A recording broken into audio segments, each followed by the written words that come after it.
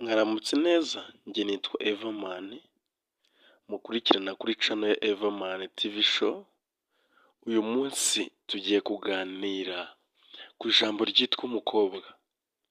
Umukobwa iyo umureba ni umuntu uteye ubwuzu n'amatsiko. Kenshi mu basore cyangwa mu bagabo dukunze kumutakazaho ibintu byinshi, ikiguzi tukahasiga bimwe mu mitungo twari dutunze, ugasanga havuyemo intandaro bamwe yo kuba abakene bari abakire. Umukobwa ni umuntu muri bimwe Imana yifashisha kugira ngo ibashe kurema umuntu. Ndumva neza yuko umukobwa ari umuntu utangaje. Umukobwa rero yakuzamura kandi akanakumanura. Reka twigire hamwe, ntitwamumenya ijana ku ijana kuko n'Imana yamuremye ishobora kuba itamuzi neza, ariko ni umuntu utangaje. Birashoboka kuba yakugambanira kandi akakwica cyangwa akagukiza ababisha bigakunda. Noneho ikintu ashobora kwifashisha kugira ngo agutware ubwenge cyangwa agutware muri bimwe wari utunze.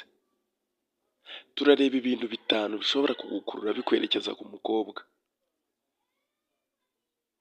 Twibuka gukomeza gukora subscribe kuri Everman TV show kugira ngo n'ibiganiro bikurikira tujye tubasha kubibona cyangwa tubashe kubana ku munsi ku wundi. Nk'ubusanzwe turabizi neza,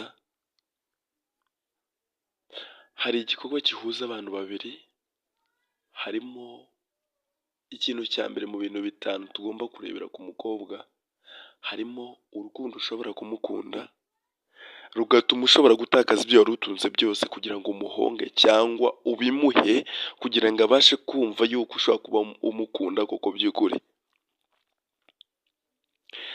Hari ubwiza bwe ushobora kureba ukamujoyininga bitewe n'uburyo umubonye. Hari ibyo dushobora kumubonaho cyangwa mo kimwe tukabibona ari we ubitweretse. Ibyo ni ibishobora kuba biri imbere mu mutima we, Imana yaduhishe. Ikintu cya gatatu, umukobwa ashobora kukwereka yuko agukunze kandi atagukunze, hari icyo agukeneye, ashaka kukumaraho ibyo wari utunze byose. Ikintu cya kane, umukobwa ni umuntu uteye amatsiko. Reka tujye muri bya bindi by'amaso y'abantu, tuvuge abagabo cyangwa abasore. Hari umukobwa ushobora kureba ukavuga ngo uyu mukobwa si mwiza cyangwa ntago ambereye, ariko fata umwanya utekereze igihe umumaraho umureba kandi atari wa wundi ukubereye cyangwa atari wa wundi ugushamaje mu maso yawe. Uko byaba bimeze kose, umukobwa uwo yaba ari we wese, igitsina gabo kiramurangarira. Wowe urinde wo kuba wabihakana. Niwumva icyo kintu atari cyo, unyandikire muri comment umbwire n'impamvu itumye wumva yuko uhakanye. Uwo muri kumwe muracyari kumwe na Everman, mukunze gukurikirana kuri channel ya Everman TV show, dukomeza gushyigikirana. Turacyarimo kuganira ku mukobwa, ijambo umukobwa. Umukobwa rero dufata igihe kinini tumureba cyangwa tumukunda. Ariko tujye twirengagiza yuko nubwo umukunda,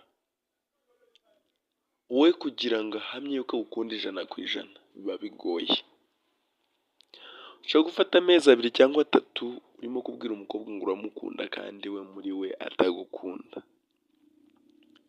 Bitewe n'iki? Hari icyo urimo kumuha akeneye. Niba yaratunze telefone nto, yashobora kuba akeneye earphone yaba ayikeneye, akaba yakoresha ubwiza bwe kuryarya kugira ngo ubashe kuyimugurira. Icyo gihe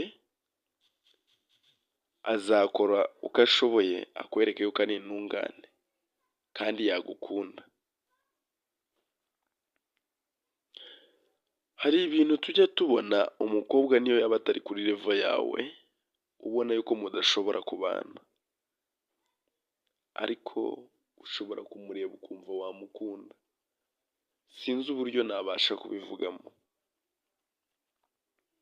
Reka turebe uburyo kenshi umukobwa,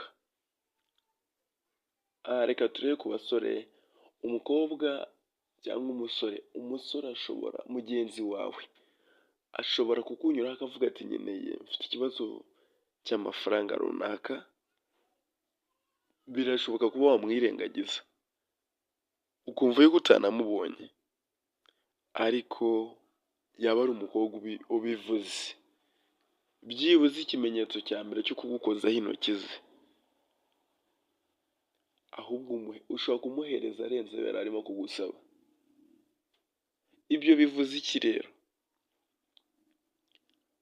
Bafite rukuruzi ituma wamumarira ibyo wari utunze byose cyangwa ibyo wari ufite byose. Afite itandukaniro ry'umuhungu mugenzi wawe. Niba mbeshye, niba hari ushobora kwihagararaho birenze uko mbivuze, mushobora kubyandika muri comment, ariko njye nuko mbitekereza. Umukobwa ashobora gusenya ibyo washatse imyaka utabasha kubara.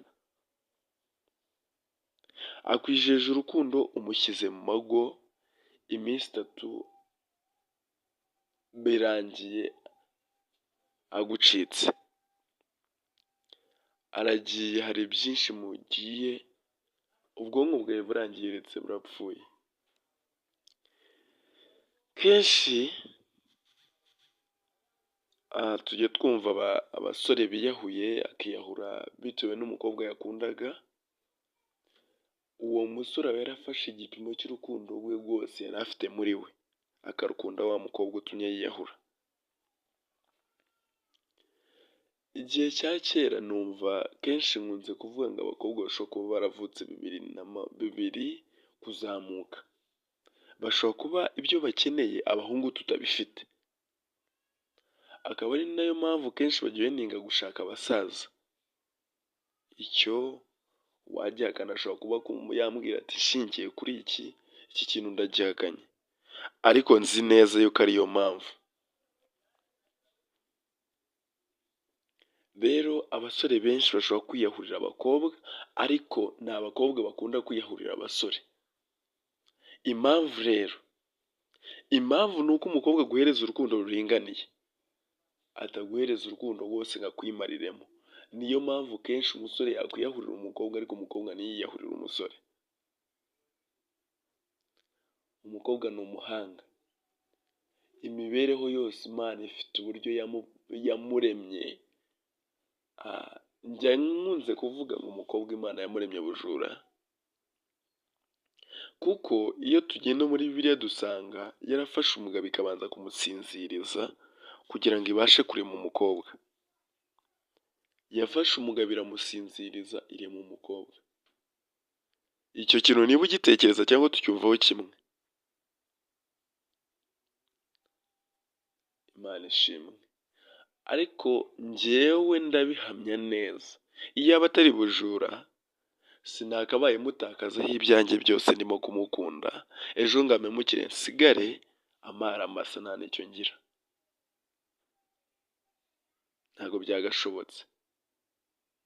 Ariko kubera yuko mu by'ukuri yarimwe bujura, niyo mpamvu tumutakazaho ibintu tugasigara amara masa, bamwe tukiyahura.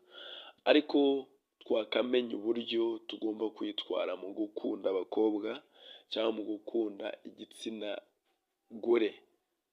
Ni uko bihagaze. Ndabashimira abantu tubana kuri channel Everman TV show. Mbaye mbashimiye ikiganiro nakagaruka, dukomeza gushyigikirana. Ushaka nyandikira, ampereza